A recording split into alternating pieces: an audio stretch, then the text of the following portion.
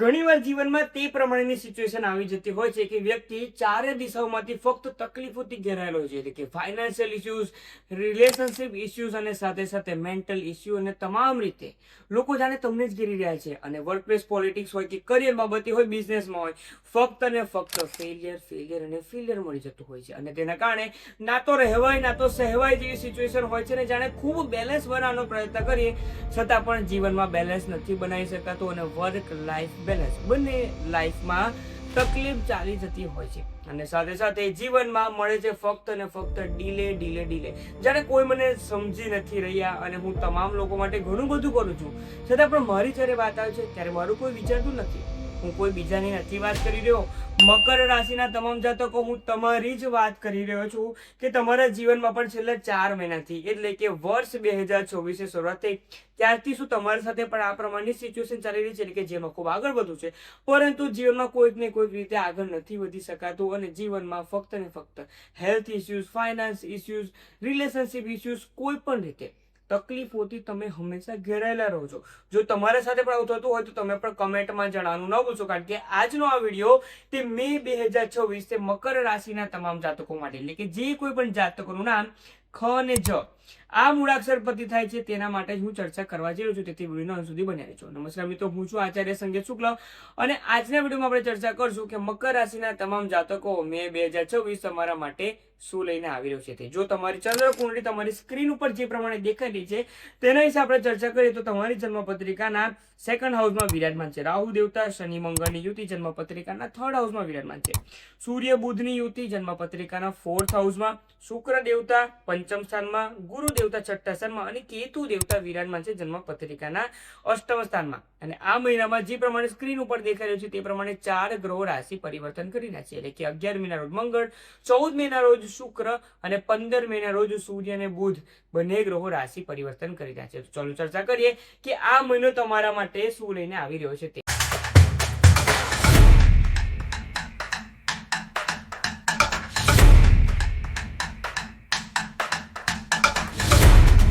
તો સર્વપ્રથમ ચર્ચા કરીએ કે મકર રાશિના તમામ જાતકો આ મહિનો તમારા માટે સ્વાસ્થ્ય બાબતે કેવો રહે છે. તે સ્વાસ્થ્ય બાબતે તમે જોશો તો તમારી રાશિના સ્વામી એટલે કે શનિ દેવતા વિરાજમાન છે જન્મપત્રિકાના 3rd હાઉસમાં, કે જેમની સાથે વિરાજમાન છે મંગળ દેવતા. મંગળ દેવતાને સ્થાન મળ્યું છે એકાદશ એટલે કે 11મું સ્થાન, અને 4ર્થ સ્થાનના તે માલિક થઈ રહ્યા છે. તેથી મંગળ દેવતા એક રીતે તમારા માટે તો શુભ જ માનવામાં આવી શકે છે, પરંતુ 3rd હાઉસમાં રાશિ જે છે તે રાશિ છે ગુરુ દેવતાની રાશિ, અને ગુરુ દેવતા વિરાજમાન છે જન્મપત્રિકાના 6ઠ્ઠા સ્થાનમાં, જે ક્લિયર ઇન્ડિકેટ કરે છે કે આ મહિના દરમિયાન જેટલું પણ બહારનું ખાવાનું તમે ઓછું ગ્રહણ કરશો તેટલું તમારા માટે સારું રહેશે.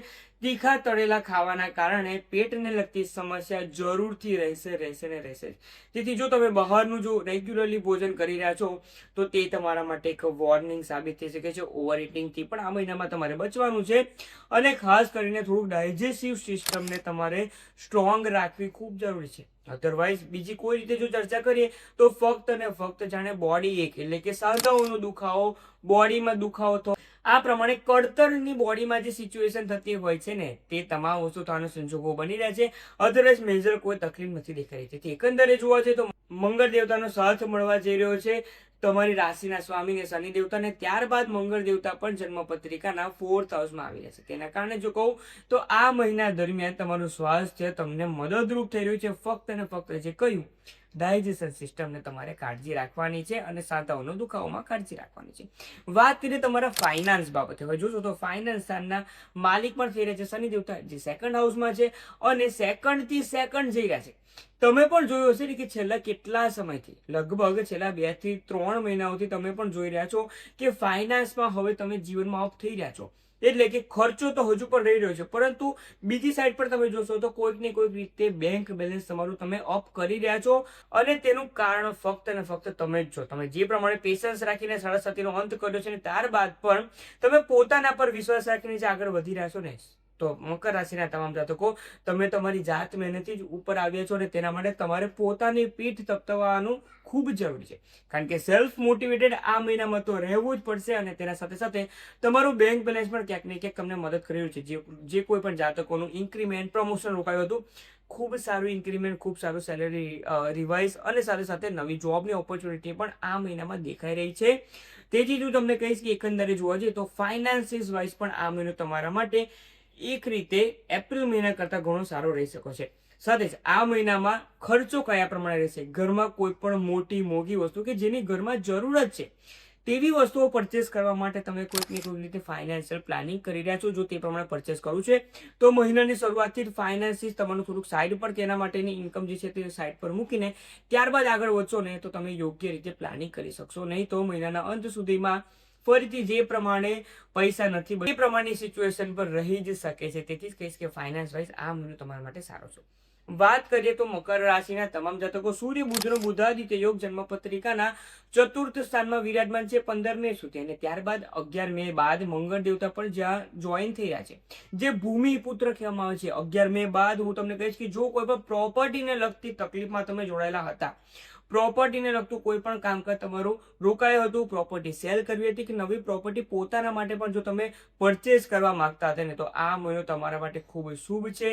પ્રોપર્ટી સેલ આઉટ કરવા માટે યોગ્ય તમને જે રિક્વાયરમેન્ટ હતી તે પ્રમાણે પ્રોપર્ટી મળવા માટેના પણ સંજોગો બની રહ્યા છે. તેથી તો કહ્યું હતું કે કોઈક ખૂબ જરૂરી વસ્તુ પરચેસ કરવા માટે આ મહિનામાં તમે ખર્ચો કરી શકો છો. તેથી જોવા જઈએ તો મિલકત બાબતે પણ આ મહિનો તમને સાથ આપી રહ્યો છે. પરંતુ સૌથી મહત્વપૂર્ણ, તમારા પંચમ સ્થાનના માલિક શુક્ર દેવતા વિરાજમાન છે પંચમ સ્થાનમાં. એટલે કે જો તમારા સંતાન બાબતે ને તમારા એજ્યુકેશન બાબતે વાત કરીએ તો આ મહિના દરમિયાન નોર્મલી જે કોઈ પણ સ્ટુડન્ટ્સ હોય છે તેના માટે વેકેશનનો પીરિયડ હોય છે. પરંતુ જો તમે કોઈ મહત્વની એક્ઝામની તૈયારી કરી રહ્યા છો, કોઈક 10th 12th ઓર સીએની એક્ઝામની પણ તૈયારી કરી રહ્યા છો કે કોઈ પણ કોમ્પિટિટિવ એક્ઝામની તૈયારી કરવા જઈ રહ્યા છો, આ મહિના દરમિયાન 14 મે સુધી થોડુંક માઇન્ડ ડિસ્ટ્રેક્ટ થઈ રહ્યું છે. તે પ્રમાણે સંજોગો બની રહ્યા છે. એટલે કે બીજા લોકો પણ જે પ્રમાણે ક્લબમાં જઈ રહ્યા છે, પિકલ બોલ રમી રહ્યા છે, ક્રિકેટ રમી રહ્યા છે કે વેકેશનમાં પોતાના મામાના ઘરે જઈ રહ્યા છે, તમને પણ અને તમારા સંતાનને પણ તે પ્રમાણની સિચ્યુએશન થઈ શકે છે કે 15 દિવસ નહીં વાંચું ને તો મારું કોઈ તકલીફ નહીં થાય, પરંતુ તે જ થવાથી તમારે બચવાનું છે. તેથી જ કહ્યું છે કે જે કોઈ પણ વેકેશન છે તેની વાત નથી કર્યો, પરંતુ ઇમ્પોર્ટન્ટ એક્ઝામની તૈયારી કરી રહ્યા છો, 10th અને 12thમાં આવી ગયા છો, તો હવે 1-2 વર્ષ માટે સાઈડ પર મૂકી દેવું જરૂરી છે. અને મે 2026માં તો એજ્યુકેશન પર ફોકસ કરવું ખૂબ જરૂરી બનીને રહેશે. તેથી આ મહિનો તમારા માટે સંતાન બાબતે થોડુંક ફોકસ વધારવો ખૂબ જરૂરી છે. તેથી જ એકંદરે જોવા જઈએ તો સંતાન બાબતે આ મહિનો તમારા માટે ઘણો સારો સાબિત થઈ શકે છે. પરંતુ જો હું તમને કહીશ તો સંતાન બાબતે 14 મે બાદ જે શુક્ર દેવતા રાશિ પરિવર્તન કરી રહ્યા છે અને સૂર્ય અને બુધ પણ જન્મપત્રિકાના પંચમ સ્થાનમાં આવી રહ્યા છે, તેના કારણે આ મહિનો તમારું સંતાનનું સ્વાસ્થ્ય પણ ઘણું સારું કરી શકે છે, તેમને રિકવરી પણ લાવી શકે છે તેવા સંજોગો બની રહ્યા છે. તો હવે વાત કરીએ તમારા લગ્ન જીવન બાબતે. તમે જોશો તો ગુરુ દેવતા વિરાટમાં છે જન્મપત્રિકાના 6ઠ્ઠા સ્થાનમાં, અને તે 2 જૂન બાદ આવી રહ્યા છે જન્મપત્રિકાના 7મ સ્થાનમાં. હવે ગુરુ દેવતાનું 7મ સ્થાનમાં આવું જે ક્લિયર ઇન્ડિકેટ આપી રહ્યું છે કે મે મહિના બાદનો એટલે કે મિડ મે બાદનો જે સમય છે તે ક્યાંક ને ક્યાંક તમારા લગ્ન જીવનમાં નવી શરૂઆત અને લગ્ન જીવનમાં જે કંઈ પણ કલહ કલેશો વાતાવરણ, જે કંઈ પણ મિસઅન્ડરસ્ટેન્ડિંગ હતા, આ મહિનાથી તે શરૂઆત થઈ રહ્યા છે કે મિસઅન્ડરસ્ટેન્ડિંગ તમામ વસ્તુઓ દૂર થઈ રહી છે. કેટલાક લોકો નવા લગ્ન જીવનની શરૂઆત પણ આ મહિનાથી કહી શકે છે. જો તમે લગ્ન ઈચ્છુક હતા, યોગ્ય પાત્ર ન હતું મળી રહ્યું ને, તો તે પણ તમને આ મહિનામાં મે 2026માં તમને મળવાના સંજોગો ખૂબ વધારે બની રહ્યા છે. પાસ્ટમાં પણ જો કોઈ બાબત વિશે, કોઈ પાર્ટનર વિશે તમે કંઈક ડિટેલમાં વિચાર કર્યો હોય પરંતુ સામેથી ના આવી હોય, તો તેના માટે તે લોકો પણ સામેથી આવીને તમારા માટે લગ્ન બાબતે પીચ કહી શકે છે, સંજોગો બની રહ્યા છે. તેથી જ કહીશ તો મકર રાશિના જાતકો લગ્ન જીવન બાબતે આ મહિને પર તમને સફળતા મળી રહી છે. તેથી જ તમને કહ્યું હતું ને સ્ટાર્ટિંગમાં કે જે સિચ્યુએશનમાં તમે ફસાયા હતા, હવે તમામ સિચ્યુએશનમાંથી તમે જાણે બહાર નીકળી રહ્યા છો અને પોઝિટિવ એન્વાયરમેન્ટ બની રહ્યું છે, તે પ્રમાણના સંજોગો બની રહ્યા છે. તેથી જ આ મહિનાથી હવે નવી શરૂઆત થઈ રહી છે તેવું તમે માનીને ચાલી શકો છો. લગ્ન જીવન બાદ આપણે ચર્ચા કરી એક મહત્વપૂર્ણ વાત. કેતુ દેવતા વિરાટમાં છે જન્મપત્રિકાના 8મ સ્થાનમાં. શનિ મંગળની યુતિ તમારા વાહન વ્યવહારના સ્થાનમાં પણ છે, એટલે કે તે તમારી જન્મપત્રિકાના 3ય સ્થાનમાં છે. આ મહિના દરમિયાન મકર રાશિના જાતકો વાહન વ્યવહારમાં ખાસ કાળજી રાખવી જરૂરી છે. નાની મોટી બાબતે જો તમે કોઈના સાથે ટકરાવ થઈ જાય તો મેટર ત્યાં જ સોલ્વ કરી દો તેટલું સારું રહેશે. કોર્ટ કચેરીને ધક્કા નથી કરવાના, તે ખાસ ધ્યાન રાખવાનું છે. ઓવર સ્પીડિંગ પણ ન થઈ જાય ને તેના પર તમારે ખાસ કાળજી રાખવાની છે. ચલાણ પણ ઘરે આવી શકે છે. તેથી જ કહીશ કે વાહન વ્યવહાર બાબતે ટ્રાફિકના નિયમનું પાલન કરવું, ઓવર સ્પીડિંગ નથી કરવાનું. અને તેથી જ હું તમને કહી રહ્યું છું કે આ મહિના દરમિયાન તમારે વાહન વ્યવહાર બાબતે ખાસ કાળજી રાખવાની રહેશે. હું તમને ફક્ત ટકોર કરી રહ્યો છું. વાત કરીએ તમારા ભાગ્ય બાબતે. ભાગ્યસ્થાનના માલિક બુધ દેવતા વિરાજમાન છે જન્મપત્રિકાના ચતુર્થ સ્થાનમાં, અને ત્યારબાદ તે આવી રહ્યા છે જન્મપત્રિકાના પંચમ સ્થાનમાં શુક્રદેવની રાશિમાં. તેથી આ મહિના દરમિયાન ભાગ્યનો ભરપૂર સાથ તમને મળવા જઈ રહ્યો છે. એક રીતે જોવા જઈએ તો જે કાર્યમાં ડિલે થઈ રહી હતી તે ડિલે ઓછી થઈ રહી છે, અને હવે તમને પણ દેખાઈ રહ્યું છે કે હા, સફળતા જીવનમાં આવી રહી છે, અને હું જે પ્રમાણે પ્લાનિંગ કરી રહ્યો છું ને તે પ્રમાણે હું આગળ વધીશ અને હું તે તમામ વસ્તુ એચીવ કરી શકીશ. બાકીનો ભરપૂર સાથ આ મહિના દરમિયાન મળી રહ્યો છે. કરિયર બાબતે જો વાત કરીએ તો કરિયર બાબતે જન્મપત્રિકાના 10મા સ્થાનના માલિક શુક્ર દેવતા વિરાજમાન છે જન્મપત્રિકાના 5th હાઉસમાં, કે જ્યાં તે પોતાની રાશિમાં વિરાજમાન છે. તો તમારી પાછળ વર્ક પ્લેસ પોલિટિક્સ ખૂબ રમાઈ રહ્યું છે, પરંતુ તે તમને પાછળ પાડવા માટે નહીં, તમારા લેવલને મેચ કરવા માટે. તમારા પાછળ વર્ક પ્લેસ પર ઘણા એવા લોકો છે જે તમારી સાથે મેચ કરીને પછી ત્યારબાદ આવનારા સમયમાં તમને પાછળ પાડીને તમારા પાસેથી જ કામ શીખીને તે મેનેજમેન્ટને કે તમારા બોસને પ્રેઝન્ટ કરશે કે મને તો પહેલેથી આવડે છે, અને તમને પણ તેમણે શીખવાડ્યું છે.